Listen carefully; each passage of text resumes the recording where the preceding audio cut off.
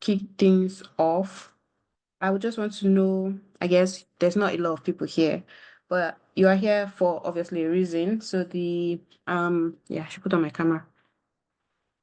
So the webinar is basically, yeah. Okay. So the webinar is about strengthening your application and waiting and navigating the waiting period, right? So that means you have some interests somehow in applying for graduate school and you've probably done something previously, successful or not. Um, so I just want to get a sense of the people here. Are you here because you are applying for the very first time and you want to know how to do that? Are you here because you are reapplying? Probably you've tried this before and it didn't work out for you. So exactly like where are you? I just want to get that sense. So you can feel free to type in the chat, or I'm reapplying, or I'm just preparing, or maybe you've even applied and because I know a number of scholarship final kind of list is not yet out. So you may still be waiting on like final feedback for a scholarship, but you just still want to be here anyway. That's also a category you can be in. So please type in the chat. Yeah, we're very few, so I'm expecting some level of interaction. Yes, at least that's the benefit of not being too many people. The fact that interaction is kind of guaranteed. You get sort of personalized feedback on what you want to do on whatever questions you have in your mind. So please just type in the chat. I'm reapplying. Um, what's the name? I'm reapplying. Applying for the first time. I'm preparing, or oh, I'm waiting, but I'm still here to learn more. So please, I just give like 1 minute to type in the chat why what category you fit into.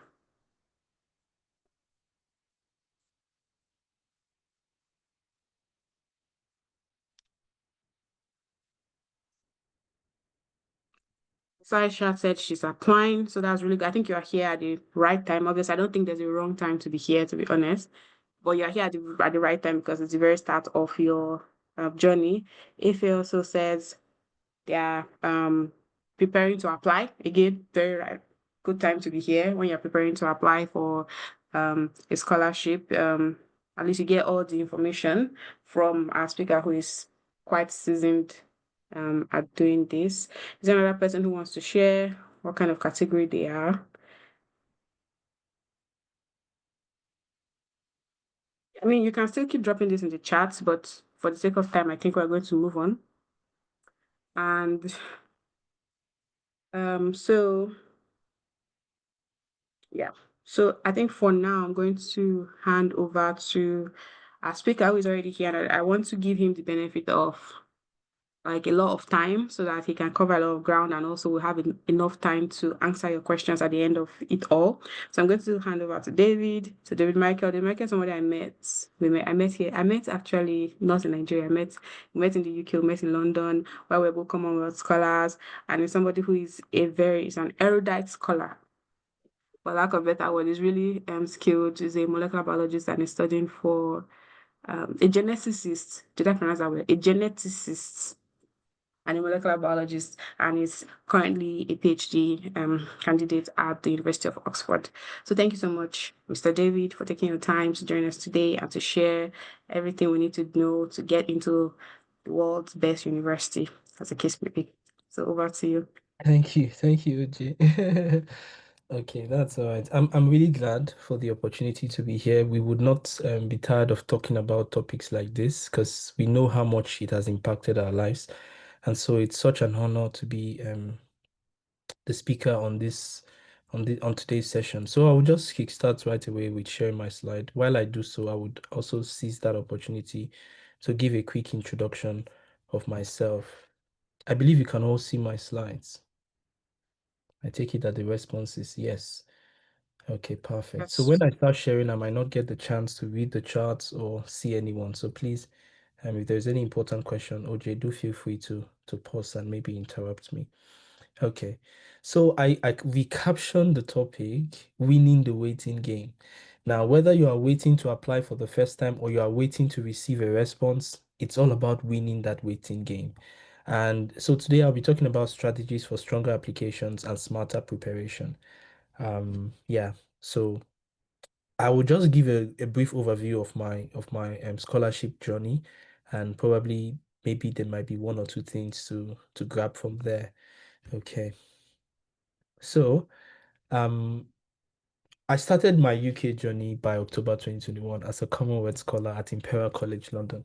Now, prior to that time, I had studied biochemistry at the University of Benin as an undergraduate. And from the time I finished my undergraduate program up until the time I got my Commonwealth scholarship, I think I spent so I graduated in 2017 and eventually got into the UK October 2021. So that was about how many years? You can work that out, 3 to 4 years. For my case, though, I got my scholarship in 2020, but COVID made me defer till 2021, which was largely beneficial because I think most of the people who came in 2020, they didn't really enjoy their study because most of the time they spent it from home. Um, but but yeah, so and I was at my second attempt, so my first attempt wasn't successful. And I often say this jokingly, if I were the reviewers, I would not give myself the scholarship as at the time I applied the first time. So so it was totally fine. So I came to so more like I was in agreement with my reviewers, with the people who was going to give me the scholarship, right? I was in total agreement that I didn't deserve to get it. But then it was an eye opener. I applied late and I just managed to skate through the end. But that process of applying got me through the whole application process, and it prepared me for the next round. And so I did better and eventually got it. But I will talk more about the story as I share my tips and tricks. So this is me with some of my white classmates. As you can see, I'm the only African, the only black in the midst of white people.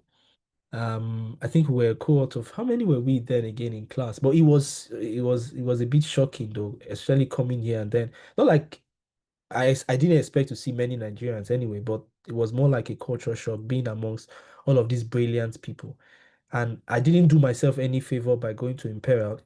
That is, I'm being sarcastic anyway, because I felt dull during my first 3 months in that class because I met people who came from Cambridge, who came from different universities in the UK, King's College, and me, I came from University of Benin, which is also a very good school because I actually got a lot of proper biochemistry background. But because I wasn't acclimatized to their style of teaching, I struggled a bit. So this is us doing some lab work. This is our postdoc, an amazing set of people. Yeah, this was the time I featured as a student ambassador, and they managed to capture me in one of their LinkedIn posts. So I came in through the Commonwealth Master Scholarship, and these are some of my colleagues. This was the chair at the time, and yeah, this was they usually do a welcome events the February from the time I think 5 or 4 months after you start in October, and this was one of the time I went for the event. I eventually successfully completed my master's degree in October 2022 and graduated in May 2023. And by the special grace of God, I made a distinction from that program. It was tough, it was Herculean, but as much as I felt down, imposter syndrome and all of those things came, I still managed to scale through. And it was again, I give all the credits to my God. Yeah. So I eventually went to do like research assistantship at the University of Bath for like 9 months and also at University of Oxford for 1 year before starting my PhD 2024. Now, you will not believe that I had applied to up to four different PhD programs. About one or two rejected me. One gave me scholarship without funding. And I only got the funding for the PhD I'm currently doing as at June. And I started in October last year. So it was risky. Like I was hanging on the balance. It was as much as I've been in Oxford for like 1 year, I was almost at the verge of missing out of the incredible opportunity to do my PhD here. Getting funding is really the difficult part, but I managed to scale through just by June. So as at then, I didn't know I was going to start my PhD until June last year. But yeah, I started my PhD. This was my matriculation. We do matric in Oxford, unlike many other UK universities. Yeah, they still keep the matriculation value that we have even from our Nigerian universities. But yeah, it was lovely. This is my current lab. I'm with the Ludwig Cancer Institute doing the research on specifically trying to find biomarkers to improve cancer treatment. And my specific emphasis is on colorectal cancer. But I trained as a geneticist, Human molecular genetics was my program at Imperial, and now my PhD is in clinical medicine, but with specific focus on cancer. This is my amazing cohort.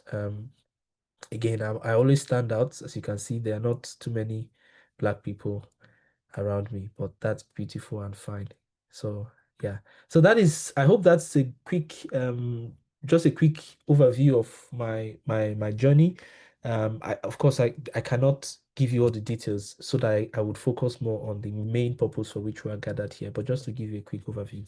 So before I start sharing some what I considered some of the pitfalls of scholarship application and how to strengthen your application and also what to do while waiting.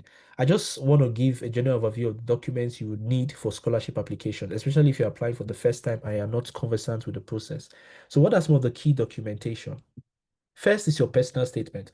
Now, sometimes this can be called motivation later, motivation statement. It can also be called sometimes they will require a research proposal. It varies depending on the kind of program you are doing. But however, there is this one interesting document you have to write that confers that should state your motivation and academic interest.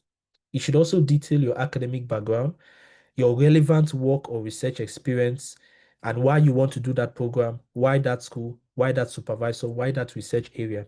Yeah. So it's usually your personal statement it's just like when you apply. Let me actually tell you the truth. Personal statement is like cover letter. It's what, when you make job applications and you have to submit your CV. What you do with cover letter is technically what you do with personal statement, but it just has an academic vibe to it.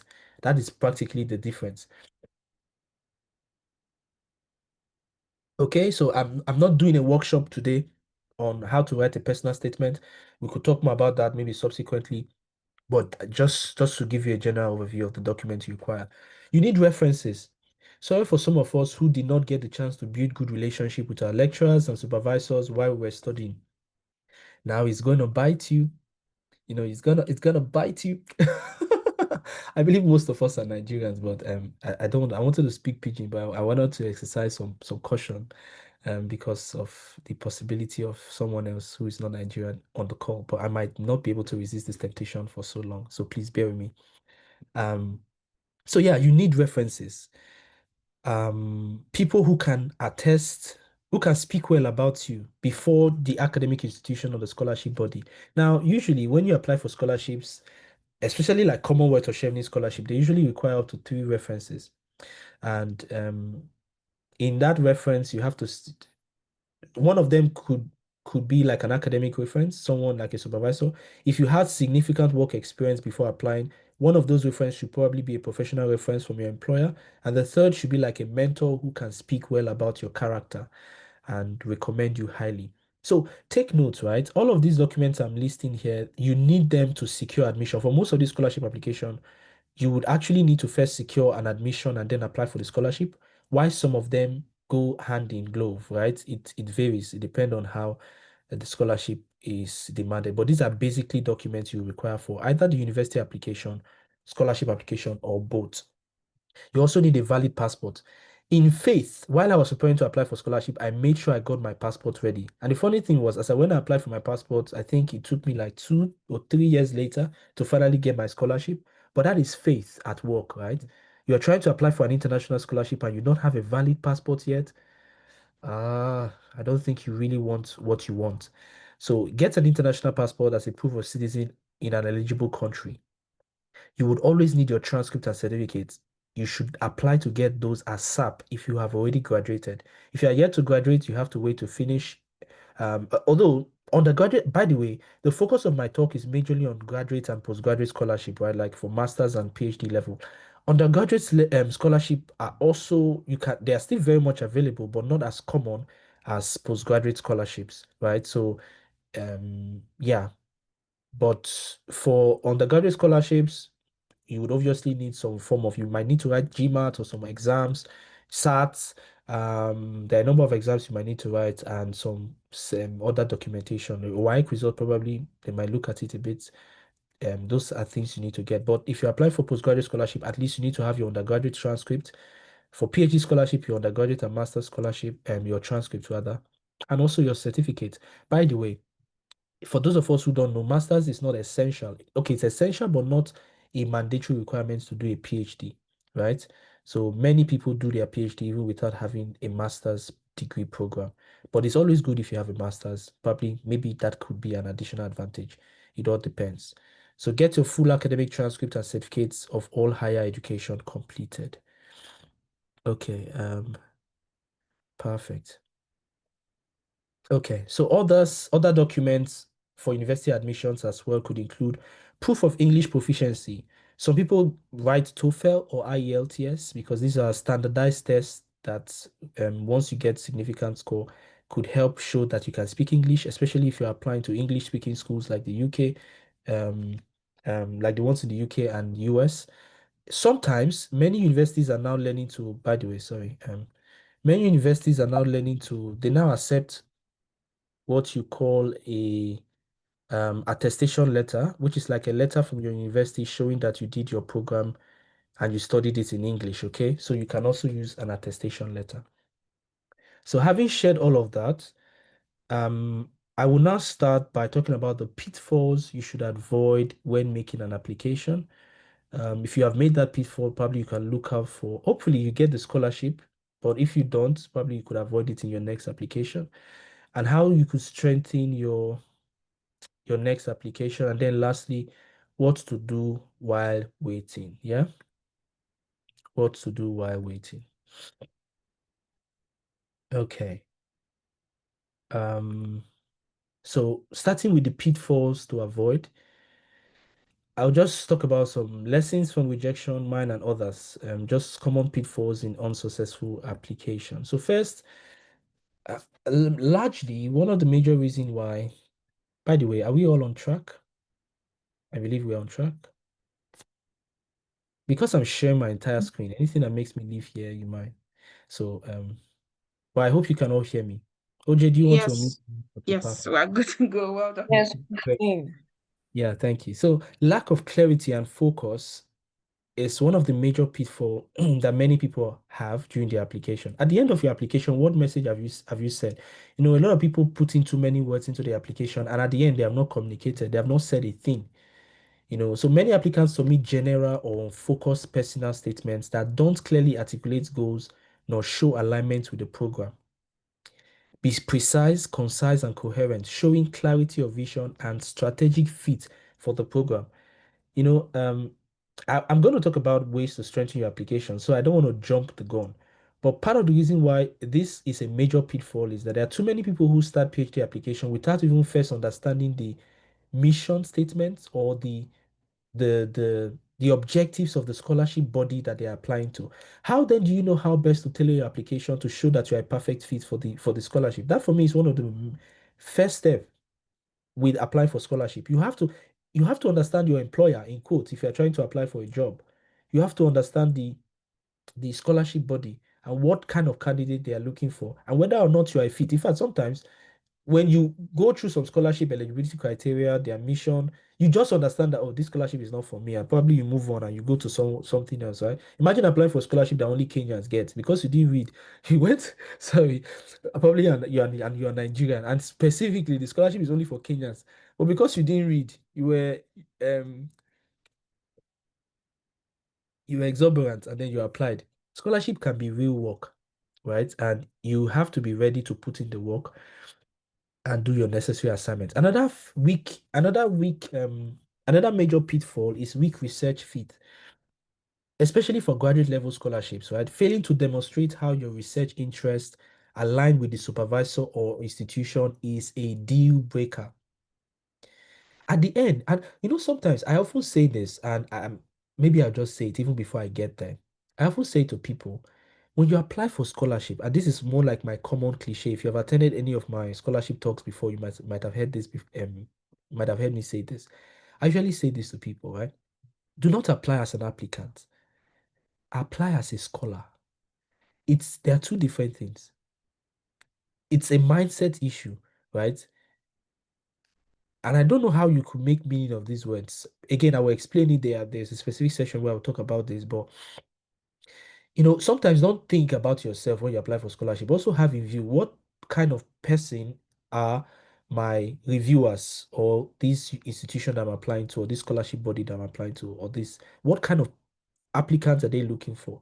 What kind of scholar do they want to admit to this program, right? So those are the kind of thing. Are you a good research fit for the program? Do your research interests align with the supervisor? Those are things you can't. So, for instance, you're applying to a program and you are specifically mentioning a supervisor whose passion for research is centered around microorganisms. So, probably maybe cancer, for instance. And then you are telling the research supervisor that you would like to work with her because you want to work on tuberculosis. And tuberculosis is causing all the. She would you have already in quotes. I don't think if I'm a supervisor, I will bother calling you, obviously, because it's not in line with my interest. So why give you a shot at the program? So those are very, very important. The weak research fit. You have to show how your research interests align with the supervisor or institution you're applying for. Incomplete application. Some people make sloppy submission with missing documents, wrong file formats, lack of proofreading, typographical errors. There's nothing that gets to me more than when you read typographical errors in people's application because going to study at a master or research level requires attention to detail. So, there are too many things we do when we apply for scholarship that already communicates that we lack essential qualities necessary to ace or excel in that program. And there are little things like this: sloppy submission, missing documents, lack of proofreading, typographical errors, submitting very close to the deadline, you know, um, not giving your work a thorough read. So all those things are palpable. You can feel them, you can perceive them even from people's application. Another is overlooking the narrative. And what do I mean by that? Some people don't know how to sell themselves efficiently.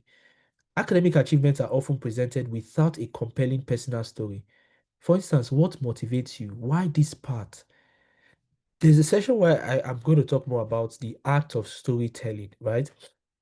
You are trying to tell a story of your life in most of these applications. Again, the reason why I'm sounding this way is most of these scholarship applications actually demand you to write lots of essays. Lots of essays. They are not like um a cowbell maths competition where you have to sit and write an exam, as in where many of them demand that you write essays. And so you need to know how to communicate. You need to know how to tell your story. You don't be shy to talk about your achievements. You know, you also need to, I know people who could oversell themselves in such a way that by the time they are done overselling themselves, you feel like, ah man, this person has achieved the whole world. But you don't know that all the things that they were saying, they did it for one. Again, I'm not trying to speak down on anybody, but what I'm trying to say is there is no experience you have sometimes that is too little. Again, I'm probably when we get to some more sessions, I'll talk about like some of the essays that I wrote and some of the little experiences that I had not paid attention to then that were part of my stories. And when people tell stories, especially when you write essays like this, don't just give us generic terminologies. Oh, I am committed to, I pay attention to detail, I have motivation for this, because you have to show it. So I would get there. We're just avoiding pitfall. Timing and strategy. Applying last minute or without giving recommenders enough time to write strong letters. I have a friend, of course, I encourage him most of the time, and he's a good friend. How do you start an application and you wait till like 1 week or 3 days to the deadline before asking your referees for letters? Come on now, that's already recipe to fail. I often say this, what many people don't pay attention to. I've seen too many people who want to apply for scholarship, and the first thing they are saying is, oh, I didn't make a first class for my program, I didn't make a distinction, I didn't graduate top of my class, I don't think I'm a good fit for a scholarship. Now, I will tell you this honestly, your academic excellence, it only holds a tiny percentage of the overall score or of the or there is like there's a selection criteria, right? And there are different what is the word now? There are different boxes you have to tick. And every different part of your application, they contribute a certain level of mark or grade to your overall score and assessment as a candidate. Your academic excellence is just one of it. And I don't even think it's up to 30% of what goes into the decision to giving somebody a scholarship. And we have overemphasized having first class or whatever. It's good to have that. It gives you good standing anyways. But what I'm trying to say is there are other elements of your application that speak volumes, and your referees is also one of them. The quality of your reference is one of them. In fact, in the session when I'm talking about strengthening your application, I will specifically talk about learning to work with your supervisors or whoever is writing your reference to make sure they put out the best words possible for you.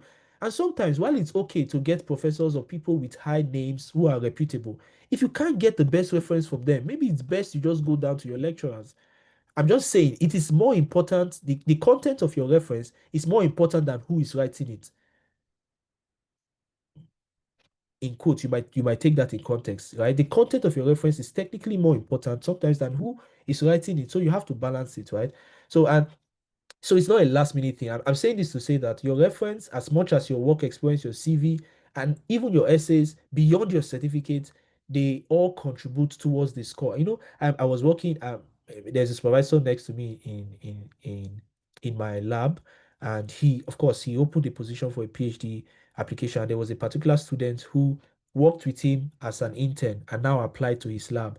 At the end of the day, he's not the only one making the decision as to who he gives the PhD position, right? But then he was honest enough to say that I would be disadvantaging other candidates if I want to favor this lady because she had worked in the lab before and probably it would have been good to give it to her because now you know her, right? But then there was another candidate who obviously performed better than her based on the overall score, the interview assessment, and the quality of the application. And he considered it very unfair for him to disadvantage those candidates because they obviously met the criteria better than this lady did, right?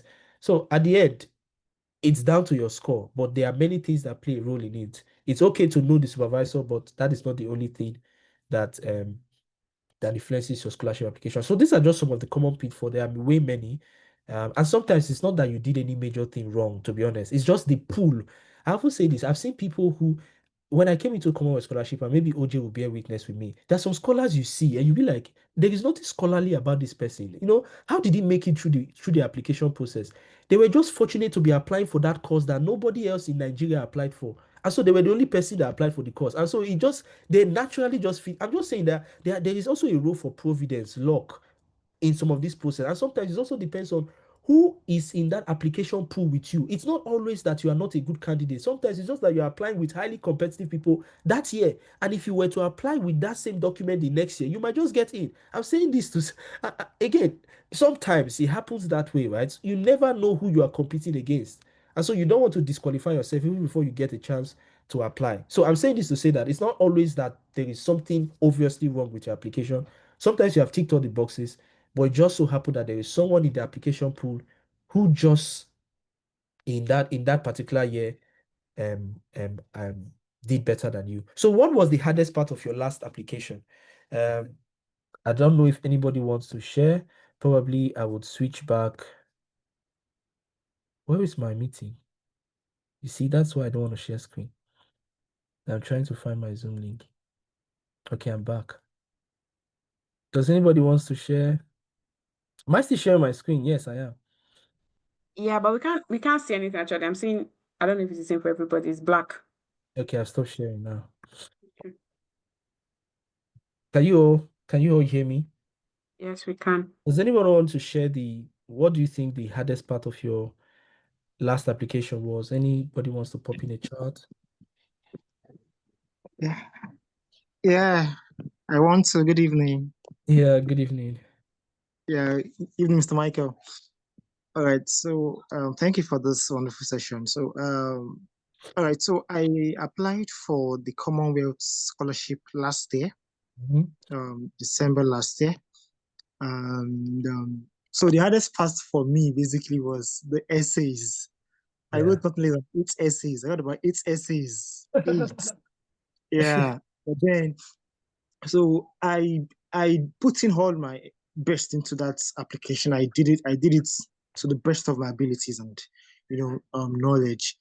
But then I made a mistake because as at February this year, I got a response from University of Oxford because that was actually the school I chose, that Yeah. I did not get the scholarship. And so I felt bad, like very bad, because I'd put in so much effort. So I had to write back to them that, please, like, what's the reason? Can I know the reason why Mm.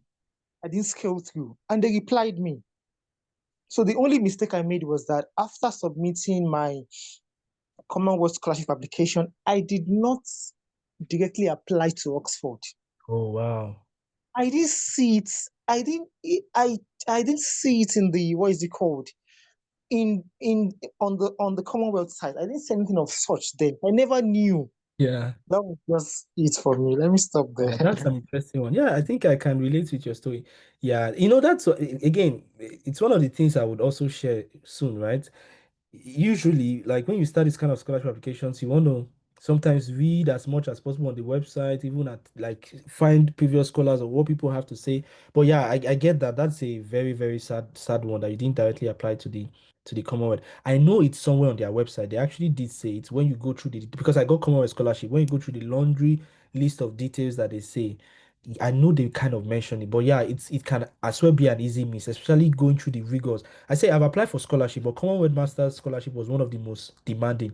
There are way more than I think there are more than 8 essays. There are at least 10 as at the time I applied, right? There are questions, the essay questions are questions that will make you think about your life almost till the day you die. Because you have to tell them your future plan, what legacy you're going to leave for your generation. Fifth, I'm just joking. I'm adding my own to the story now. What legacy you're going to leave to the 13th generation after you? After that generation, what is the 15th generation after that? Yeah, and funny thing is that application process really made me a better person because I had to sit down and develop a plan for my life. And that's why I say that it takes a scholar to truly get a scholarship, right? And there is something that the scholarship process is supposed to help you embody before you truly come in. You understand? And eventually, when you come in, you will attest to the fact that the journey was worth it. At some point, I even told myself, if I end up not getting the scholarship, the whole process of applying, the information I had to get, the all of those process really helped me become a better person, I think. Yeah, but Commonwealth scholarship can be very demanding. They have lots of essays. And that's why this is not something you want to do in a week. In fact, most of the time, before I start my application, I go through the questions and I spend 90% of my time thinking. Because for one essay, you have to know the best story to tell that portray you in the best light. So you can't just write it in one day, except you just want to be using figure of speech. And a lot of people sometimes talk in rhymes. Those are not essays to be using rhyme. That I passed through the Peter of the again. I don't have those things, so I can't.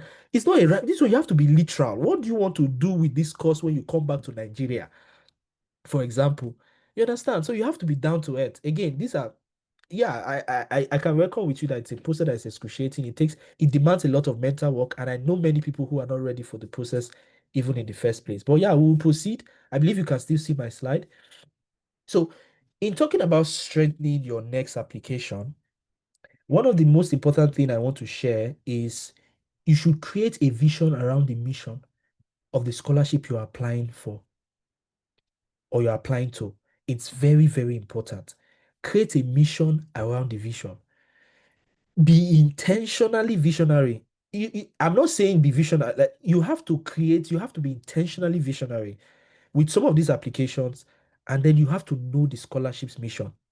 Now, this is not originally part of my intention to share, but I want to quickly share an Excel sheet. Sorry, I'm moving from slide to different things. I want to quickly share an Excel sheet just to talk about this point. So, I have a number of scholarship here I could share with OJ for Chevening, for Commonwealth, Erasmus Mundus, Knight NSC scholarship. This Knight NSC scholarship number 5, I had applied for it like 4 times. I didn't get it.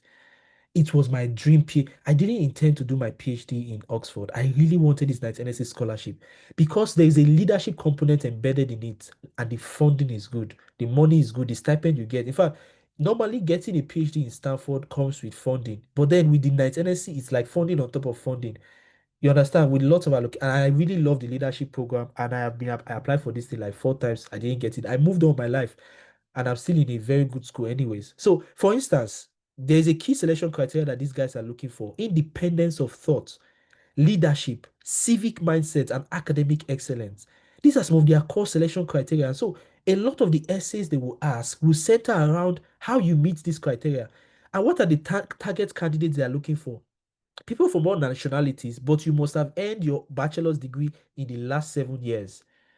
So there is a cap. They will not want people above a certain age to apply. So when you even apply, they'll ask you if you finish your master's degree at a certain year, you are no longer eligible. But the mission of that scholarship, what are they about? They are about people who are able to develop. So the scholarship focuses on people who develop multidisciplinary leaders. They want to develop multidisciplinary leaders prepared to tackle global challenges. Commonwealth, for instance, they are specifically looking for leaders who are ready to drive sustainable development in their Commonwealth nation. So you cannot be applying for scholarship, for Commonwealth scholarship, and you're telling them you want to revolutionize UK, you want to come to the UK and you want to study this course and provide more job for the goal is to study and come back to your home country. You understand? It's to study. And I wrote a lot of things. If you know what I told you I would do, I would transform in Enugu State University. You know, I will do, I will partner with the VC and I will restructure. Oh, leave essay for us, I beg, I beg, I beg. Leave essay. It is where, I can still do that. You understand? I would eventually, and these people, they know they will not, life happens, you understand? And the truth is they're not holding you to this vision. They understand that things along the way changes. And so they totally understand. But who are the target candidates? They are citizens of developing Commonwealth countries, and they have different Commonwealth scholarship, like for masters, for PhD, and all of that. But their major criteria is they want people with academic merit. In fact, the development impact of the course you want to study is a major criteria for which they select you. How impactful the program you want to study will be in your home country is why they select you. Chevening is slightly different, but they are keen about people with strong leadership experience. In fact, in the application process, they need you to have at least 2 years work experience in a professional field. You understand? And because their mission is basically to develop future global leaders who return to contribute to their home countries. But so there are many of them. I can't go through all of them. There's MasterCard. So all of them have a slightly different twist and a slightly different focus. So that when you apply for this scholarship, you know how to tailor your application. That's why for instance, for Commonwealth scholarship, they need people who have voluntary experience. So that's why you should not look down on those internships or those voluntary experiences you are doing, right? Because those things are key. So one of the major things I was trying to say is understand. Maybe I leave this slide. I can't continue with this Excel sheet because there are a number of them though, and I can't mention all of them. Schwarzman is one specifically for Chinese universities.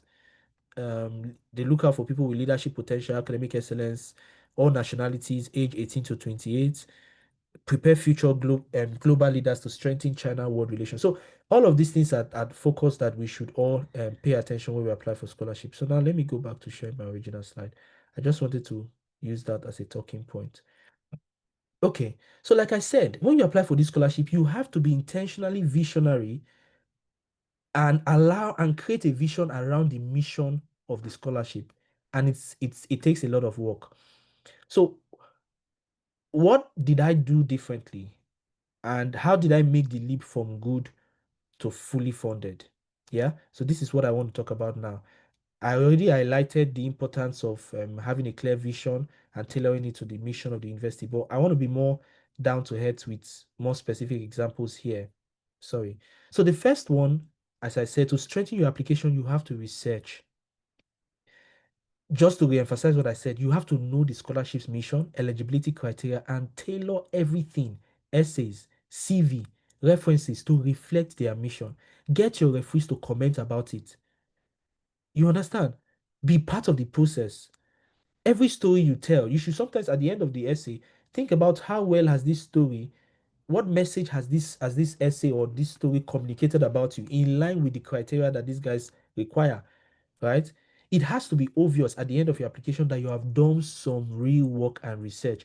The course you want to study, what is the plan you want to, what plan do you have about with that specific program you get? So you have to do lots of research and find out a number of the things that this sometimes it means going on YouTube, listening to previous scholars who has done the program, attending webinars like this. It's all part of the process. I got so caught up with the whole application process that even when there was no obvious main application, I was going into universities to search out different schools. And the funny thing, guys, this thing work. I know two of my friends who got scholarship from unconventional, their unconventional scholarship. One, for instance, there's a graduate. What was the name of the scholarship? There's an African graduate scholarship that one of my friends is currently using to study at University College London. They give that scholarship every year, and they receive very low turnout of applicants. He used it, and right now he's doing his program in UCL. You might not see those kind of scholarship publicly advertised on websites. But it was just, I think maybe he had UCL in mind. And usually when you go to university, always go to the fees and funding section of the program you want to study. And you might see unique indigenous, sometimes as a result of philanthropy, who has donated fund for a specific group of people in that particular university. Sometimes it's just to increase the black population in the school. And so there is a specific, for instance, Oxford has what they call Black Future Scholarship. It's targeted for black students, just to further service the whole diversity, equity, and inclusion talk, right? So I'm trying to look at my time. I have about 10 minutes or so to wrap up. So I'll just try to move on. But what I'm trying to say is, in fact, before I got my Commonwealth scholarship, there was a university in Canada. I don't know if it's University of McGill now or University of Toronto. I just searched the course, and just getting admission to that program, I think it was in human genetics, was going to mean that I would be automatically funded because the supervisor I was going to work with already has funding for that master's program. But this I got by reading the detailed guidelines on their website, and just by randomly googling some schools. And sometimes the competition for those kind of scholarships might even be less because not too many people know about it. So those are just some ways to give you additional information. And then the next major thing to go from good to funded: think, plan, and polish. And you see, the thinking and planning phase, they should take 90% of your time. There are times for that Commonwealth essay when they'll be asking questions like, what will you do? What will be your 5-year plan when you come back to your home country? Or talk about the development impact of your course or something like that. Sometimes I spend close to a month just thinking about the question. I will just go back to the sheet just to read the question, and then I'll search my life. That's why I said this thing. Commonwealth made me think about my life from the day I was born to the day I would die. I'm not joking. Because you have to sit down and you have to ask yourself, okay, what experience do I have from my volunteer, even down to your church service, what you are doing in church or mosque or wherever, those experiences are useful. There is no story. It's just about what I'm trying to say is when you write this essay, you have to show, not tell. So don't just use language to show you have to show your communication skills. It's not about that. When you have the stuff, they know. So you should give examples. Tie your essay around stories or events in your life, circumstances in your life that demonstrate that you meet that criteria. So you show by storytelling. You don't write. You write to show. You understand what I mean? You write to show. So a lot of those people, sometimes you have to think about which experience in my life. For instance, I have a friend who I think is on this call who has done lots of African related events, organizing young people for lots of conferences and all of that. You do those things at university level. Those are good stories to tell for some of the essays that you might be asked. Because for instance, that Stanford scholarship, one of the criteria is they are looking for people with civic mindset, independence of thought, and that show leadership in different ways. So when you want to think about how to write those essays, the most important thing you're actually thinking more of is what story or event in my life could help tell this story better. So be precise, concise with clear objectives, make every sentence earn its place, no fluff. Build a stronger profile.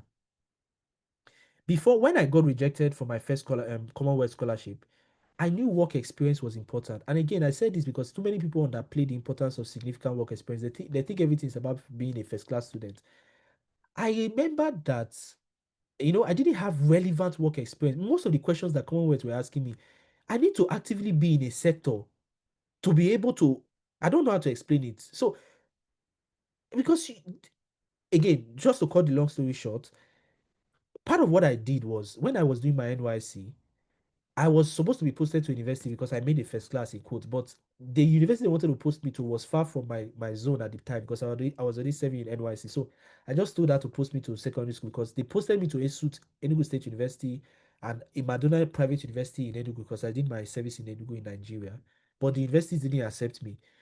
So I just told her post me to a secondary school. But guess what? There's a friend of mine who got into Enugu State University and was already more like doing lecture teaching assistantship at a department of pharmacy. The pharmacy department was yet to be accredited. And so she told me they need help here.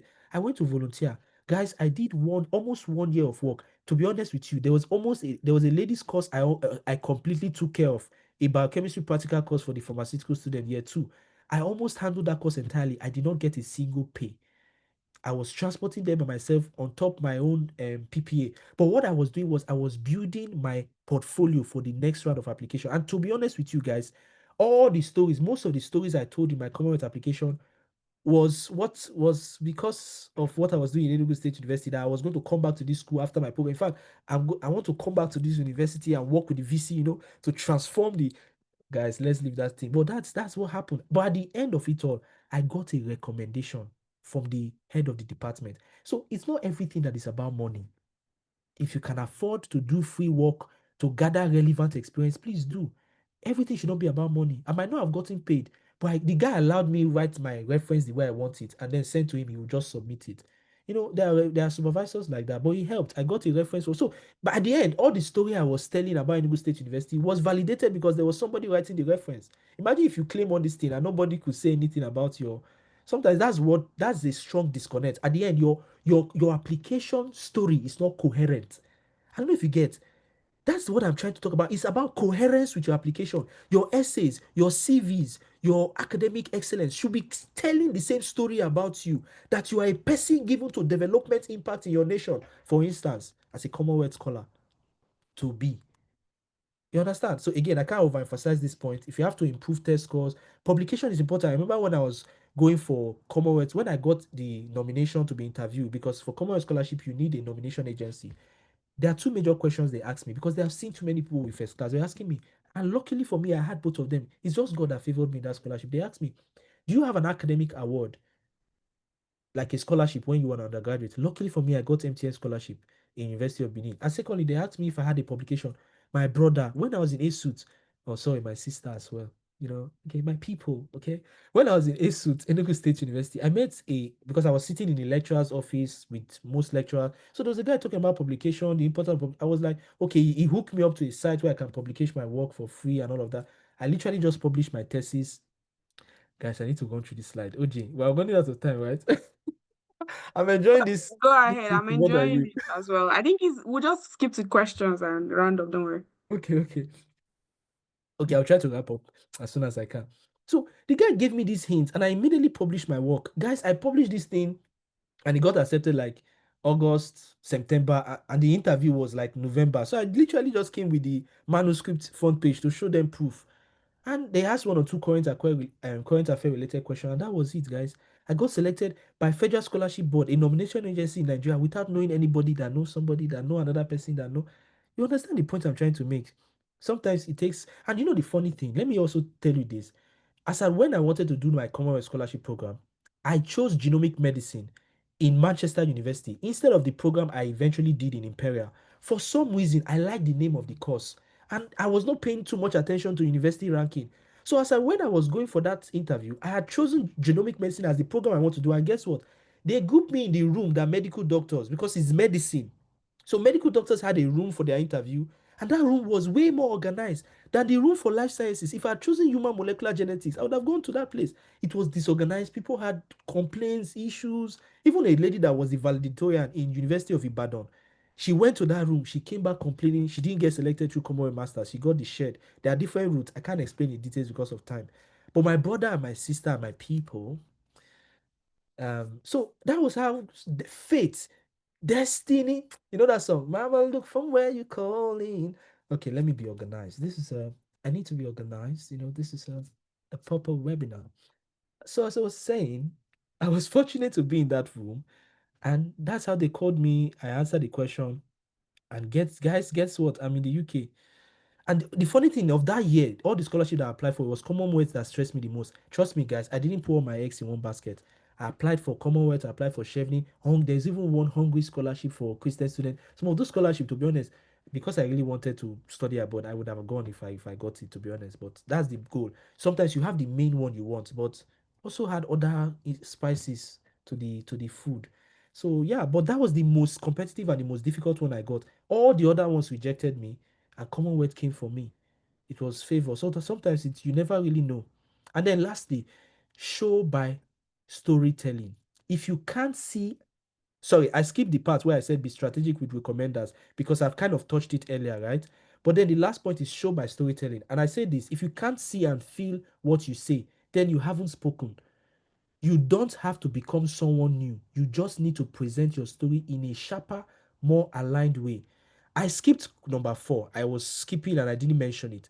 You don't have to apply alone.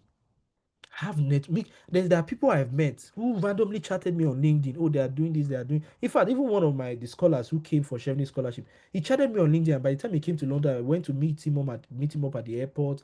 I helped him have a good stay in his first year during the scholarship program. LinkedIn gives us a good platform to network with people. I'm just saying this Get and talk to past scholars. You understand? Get feedback or tips from them. Have at least 2 to 3 people review your scholarship application. In fact, let me even bust your bubble.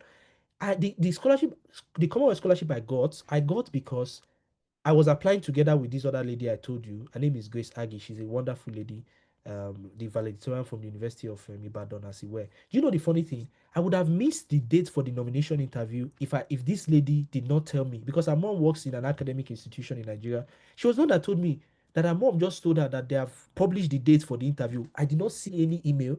It's so sad. It's so sad. They don't communicate properly. I didn't get an email. But because I was applying with someone, she told me that the interview was so and so date, and that's why I didn't miss it. If I had missed it, trust me, there would have been no way I would get this scholarship. So don't apply alone. Talk to people, network with past scholars, have people review your essay. Does this make sense? If you were the one, will you select me? And then lastly, lastly, please ask your questions if there are any areas you feel like I need to emphasize more. What to do while waiting? And I said here, don't just wait. This is why waiting for the next round of applications, or why waiting for a positive response, right? Or whichever the response you get. Don't just wait. Prepare, position, and pivot. So what do I mean by that? First, stay academically engaged. Take online courses to plug knowledge gaps. Reach out to prospective supervisors with specific well-researched emails. Consider drafting a research proposal early if necessary. Again, just stay academically engaged to keep your mind sharp. Research alternative and backup plans.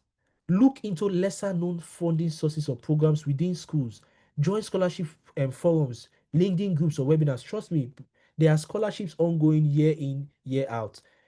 As much as there are major scholarships like Chevening and Commonwealth that are always open around September, October period, as it were, or some maybe MasterCard and all of those major ones. Some internal university scholarship applications, they are just there.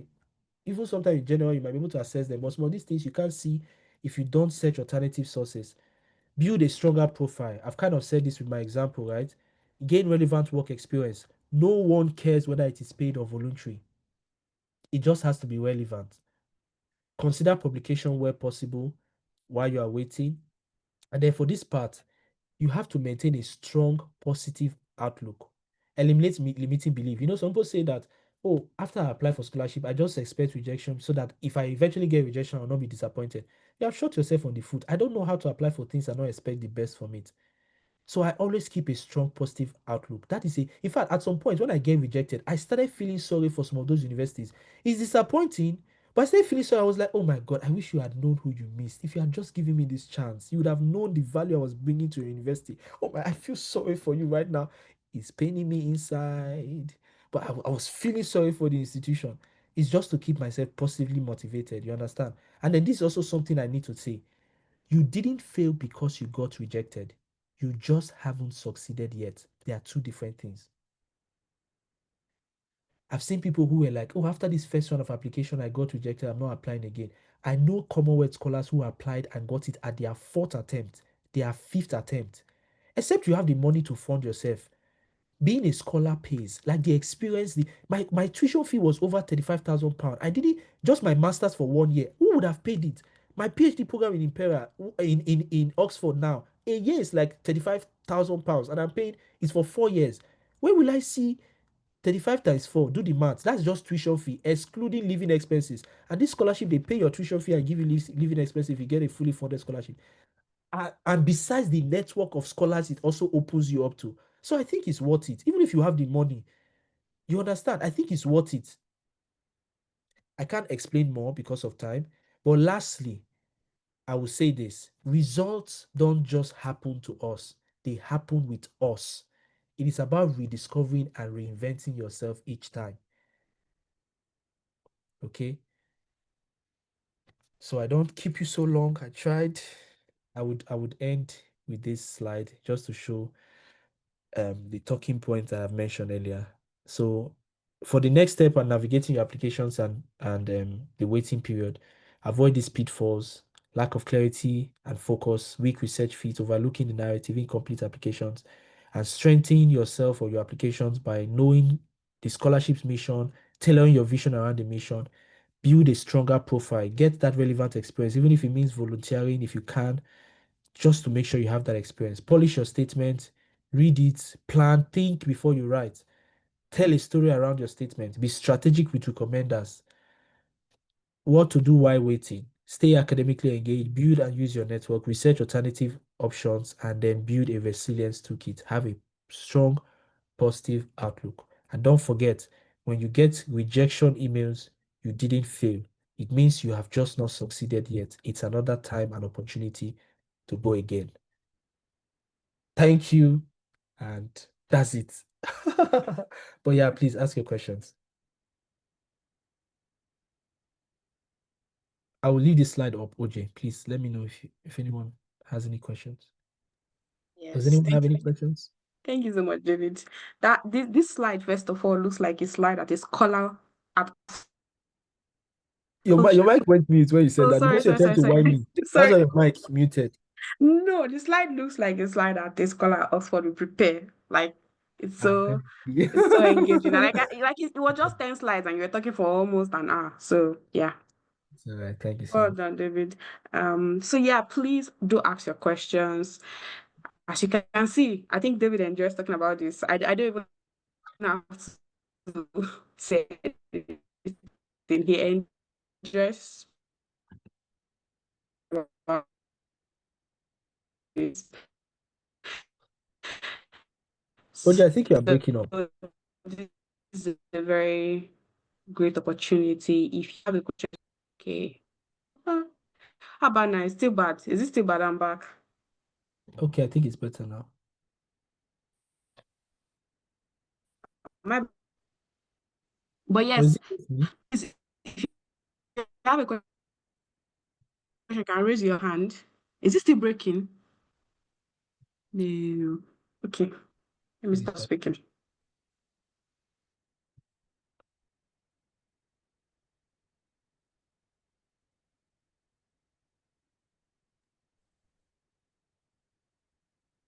Okay, any question? Please raise your hand. I can take it directly.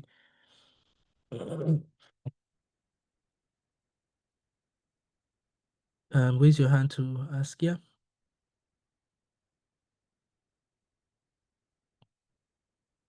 Any question? Any? All right. I can continue talking. I wrap up quick so that so that you ask your questions. Well, hello, good evening. Seems like you've Oh yeah, done. yeah. I can share my LinkedIn. I can share my Yeah, I was LinkedIn. going to say, it seems like you've done a very good job, David. Good job, what?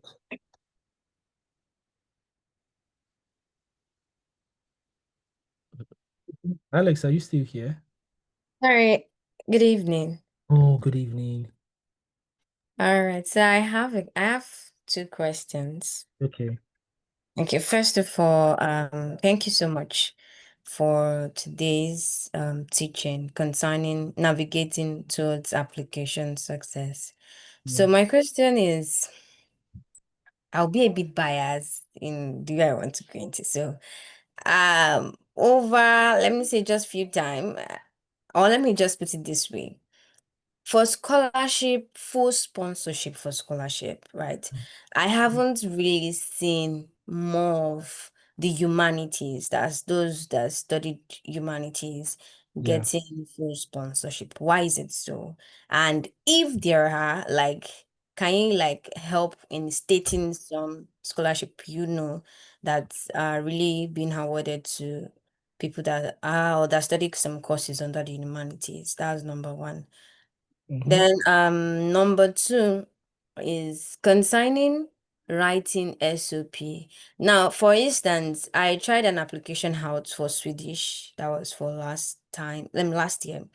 And the statement of purpose was not given beforehand. Because from what you were saying, we're talking about Commonwealth scholarship, that you had about 8 essays to write, right?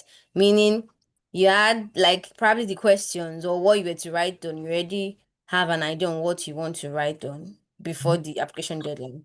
But there are some scholarship that you don't get the question till a time frame in between the application window. Like they can just give you like 5 days. They'll bring the question out 5 days to closing of the application.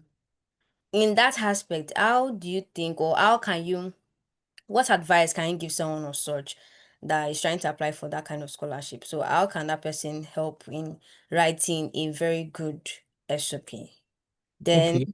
Okay. sorry, one Continue. more question. You talked about a site that one of your friend gave to you to just publish. So can you also help us with that site? Thank Okay, you. okay. Yeah, so now I don't even remember the questions, but yeah, I think I remember, I don't mind. So regarding scholarships for humanities, well, I think Chevening and Commonwealth is literally for any course, to be honest. And I got Commonwealth. It's apart from Commonwealth shared, there are different types of Commonwealth scholarship. There's Commonwealth Master Scholarship, there's Commonwealth shared, and then there's Commonwealth fully funded PhD. In fact, there are other professional programs, split sites involved in Commonwealth. So for Commonwealth Master Scholarship specifically, you can apply to any university in the UK and any course of your choice, up to 3 schools or up to 3 different course options in one school. So the bottom line is you have 3 choices to make. You can apply to Imperial, choose a course in Imperial, apply to Oxford, choose a course in Oxford, apply to Birmingham, choose a course in Birmingham, or apply to one university and 3 different courses. It's up to you. But you've got 3 options and it's open for any course, including Chevening, to the best of my knowledge. Yeah, so those ones are open to any course, including humanities. However, for Commonwealth Shared Scholarship, for example, they already have specific courses in partnership with universities that you can only apply to, and it's just a matter of seeing it in the list. If you see it in the list, fine and good, you can apply to it. Um, Regarding humanities, so apart from Chevening and Commonwealth, which are based in the UK, I think Mastercard too is pretty much open to any program. To be honest, I don't know so much about Mastercard because I didn't come in through that route. There's also Erasmus Mundus scholarship. You can have it's like to I think it's largely open to any program, but you get to tour the whole of Europe because at the end of a program, you would have studied in like 4 different countries, but it's for 2 years as well. So I think those scholars and those ones are highly competitive because they are well known. What I would also suggest, like I said, sometimes when you know the school you want to go, you can just Google your course in that school, and once as you check the details of that particular program, go through the fees and funding section. You might be sure to see a unique funding you can apply there, sometimes part, sometimes fully, that you can use. So that's that about that. Then regarding writing personal statement, to be honest, most scholarship applications they give you ample time before you submit. At least Commonwealth and Chevening gives you at least 2 months from when they open to the deadline. They give you like 2 months. Now tendency at least 2 months. I don't think they usually. It's just a matter of you knowing when it opens so that you are well aware of the deadline and you can prepare to submit. Some people don't look out for those scholarships. They don't track it, and then all of a sudden, by the time they discover it, it's just like 2 weeks to the deadline. So a number of them give you time. But even if you don't get enough time for maybe a particular scholarship and the deadline is so short, if you have been on top of your game and maybe you are tracking it, trust me, there are a number of social media platforms where you might have seen people dropping like past questions or like past essay questions or social. Even Commonwealth, I think on their website, or even before their scholarship opens, they have like they have like a template of dummy questions, to the best of my knowledge. So I think I kind of downloaded it. So I'm getting a call. So I kind of downloaded it and I used it ahead of the main application, even though sometimes there can be little tweaks and changes to the question. Yeah. Yeah. So that's that for me. Then the last one you asked about, sorry, we need to close my. So the last one you asked about, yeah, the link to, said the link to, what's the link again you The asked for? publishing sites Okay, where you publishing can site. publish your. Okay, I don't even remember. To be honest, that I would not even recommend anybody to publish that. Those kind of journals that don't have credibility. But it served at the time, you understand? But I think it's just see, I don't think there's any view, or it's just there because it's not a open source journal. So you needed to pay to access it, and I think it was Lambert Academic Publishing. I can't remember. So I eventually published my undergraduate research work, not as a journal per se, but more like as a book. But it was an academic publication, anyways, and it was free. But yeah, I don't think it has sold a copy. But it served the purpose at the time. That was the purpose of that publication. So I don't think it's a good place.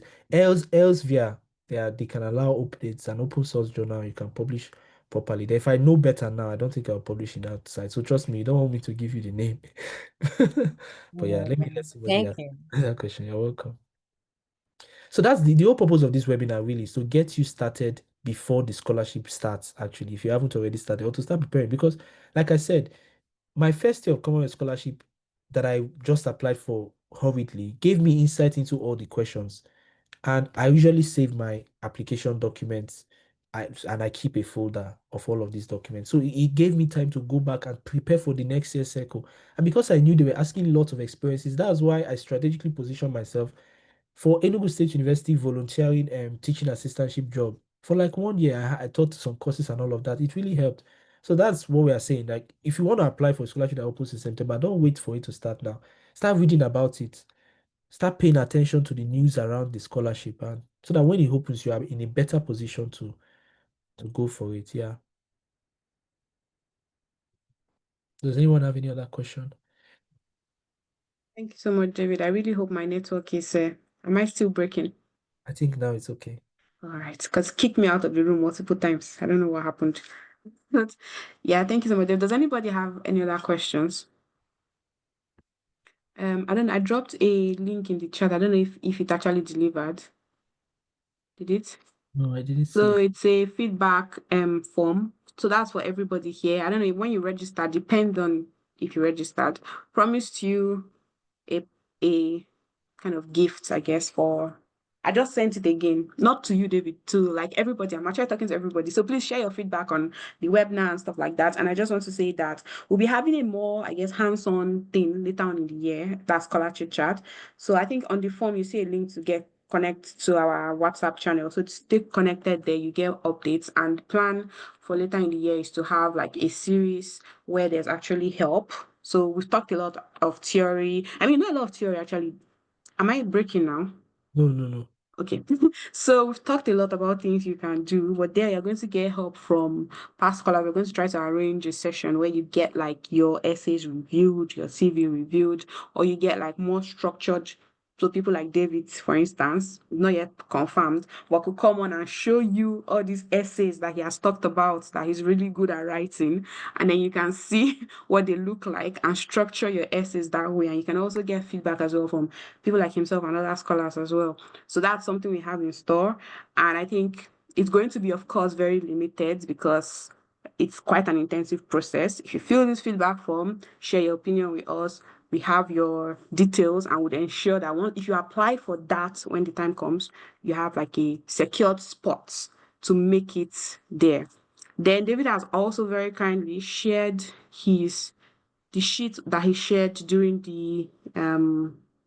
his talk, which talks about the mission of each scholarship.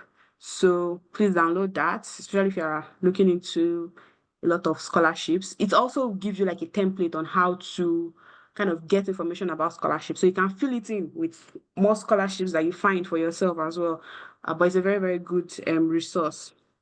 So please keep that as well. So what else did I want to say?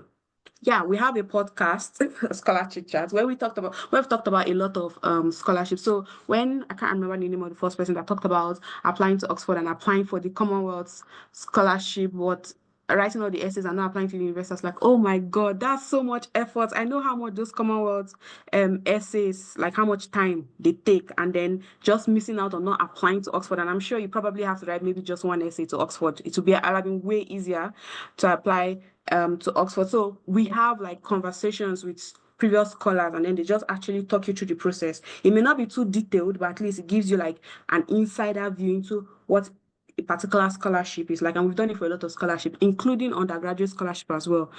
So, so yeah, you can. What's the name of the thing? So you can actually go and listen. So you can also share with your younger siblings in secondary school that you think should not be studying in Nigeria. There's a good number of undergraduate. I think we've done for Turkey, Japan, even the Mastercard scholarship undergraduate as well. So that those are undergraduate, and then a lot of graduate options as well.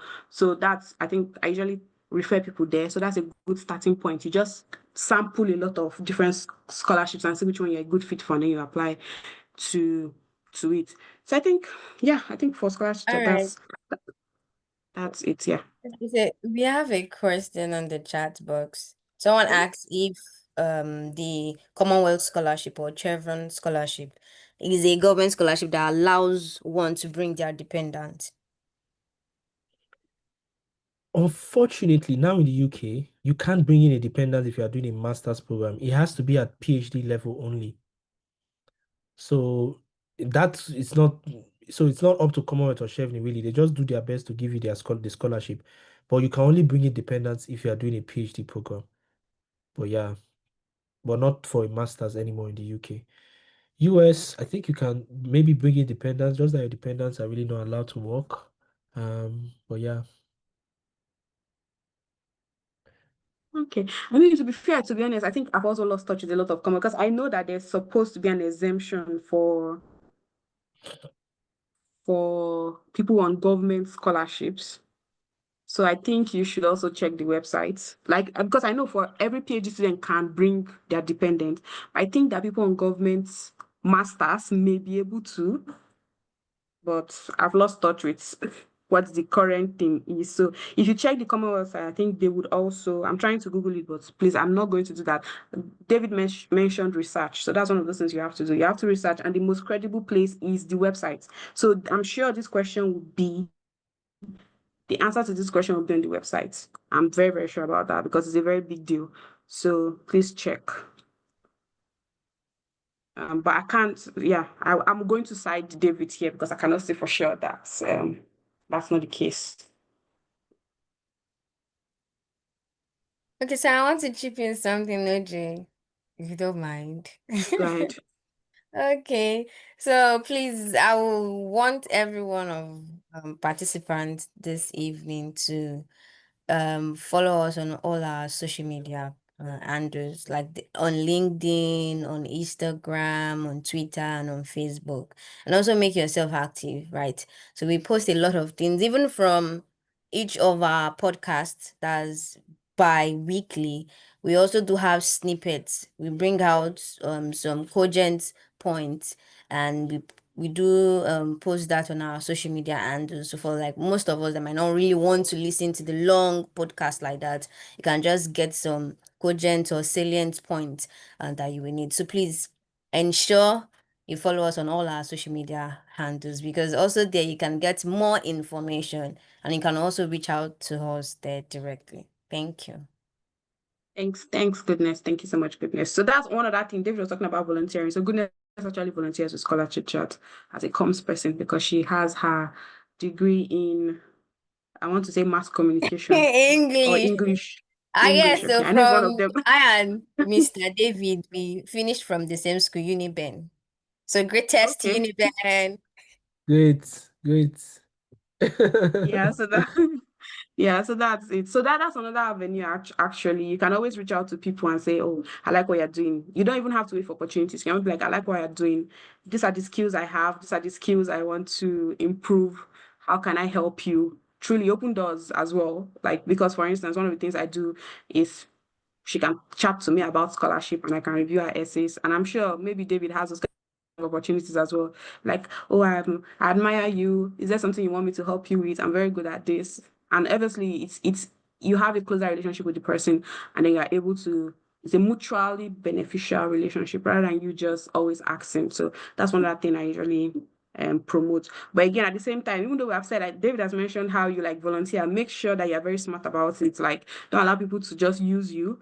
You have to be sure that you're getting something. So it's going to be, as I said, a mutually beneficial relationship. You're giving, but you know that you're also getting somehow. It may not be money. Again, as David has said, money is not the ultimate thing. Like, don't chase money now. Money will come chasing you if you chase skills and stuff like that. But I don't want to go into a whole other thing. So please complete the feedback form so that we get your details. Will you have like again a secured slot when we are having our more kind of extensive deeper review of application materials and stuff like that. But generally, I just want to say thank you so much for joining.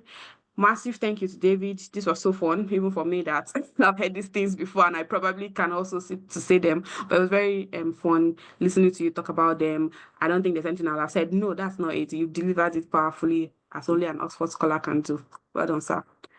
So thank you. If you want to say something, please go ahead. Yeah, just a quick one. I think I checked what you said. I think you are probably right on that. Like if you're a Commonwealth or Master scholar from a if you're a Commonwealth or Chevening scholar, because they are UK institution, you would be allowed to bring the pendant, but the scholarship will not bear the financial responsibility for that. It's going to be totally on you. But yeah, as long as you are doing a program over 6 months, so Oh, pass it okay. for masters. Yeah. All right. So since there are no more questions, thank you everybody for joining this evening. I want to believe this was really beneficial for you, and I'm hoping to get that feedback. So please fill the feedback form, and yeah, enjoy the rest of your night. Yeah. Thank you.